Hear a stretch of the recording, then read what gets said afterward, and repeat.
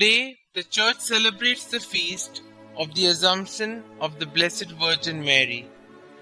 Lack of explicit mention of the privilege of the Assumption as such in the New Testament notwithstanding, tradition and sound theological reasoning indicate its implicit revelation in the Scriptures. In the Old Testament, the singularity of Mary as the woman was declared as a being through whom the redemption promised would become a reality.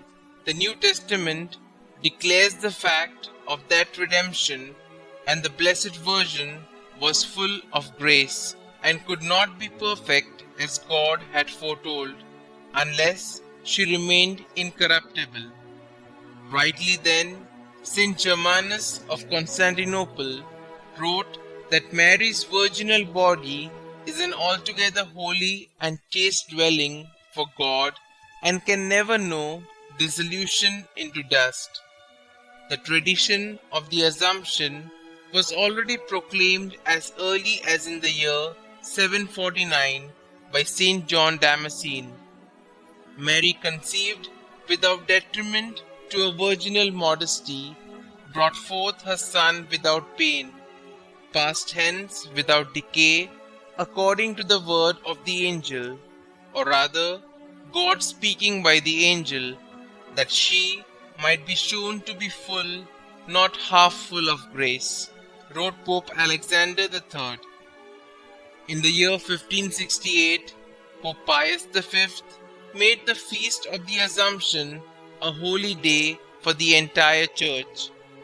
The doctrine's development is closely related to a feast devoted to Mary that passed from a general celebration in her honor to one celebrated on the 15th of August, commemorating her Dormition or falling asleep. When this feast, which originated in the Byzantine Empire, probably in the 5th century, came into the Western Church, the term Dormition was replaced by Assumption. This reflected an increased theological emphasis on the glorification of the complete person of Mary, that is, of her body as well as her soul, anticipating the state promised to be the rest of humankind. Incidentally, Christians have always held that Mary is the Mother of God, that from the very first moment of her existence, sin had no hold over her, that always ready to do God's will as His handmaid, she held the most important place in the history of redemption, only next to that of her Son. Indeed, since Christ, the way, the truth, and the life, Himself has said, "Where I am, there shall be my servant also." Consequently, it was only after He had sought and obtained from the world's bishops a formal assessment as regards the sentiments of the people in each diocese that Pope Pius XII defined the dogma of the Assumption as a doctrine of faith in his encyclical Munificentissimus Deus on the 1st of November 1950.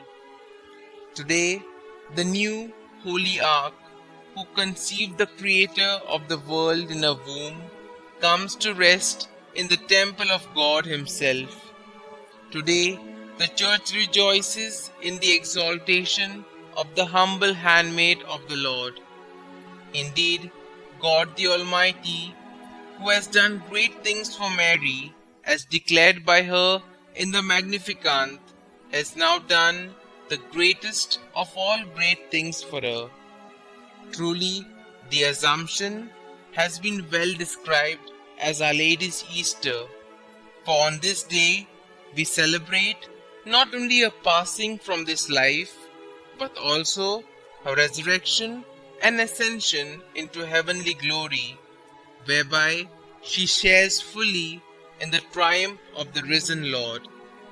In the light of this perception, the Magnificat can be best understood as Mary's own testament of faith, a testament that dares us manifest the depth of our own faith, a faith that challenges us to look inward.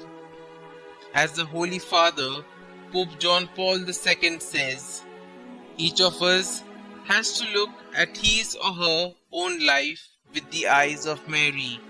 What he did in her, he did for us, and therefore he did it as in us.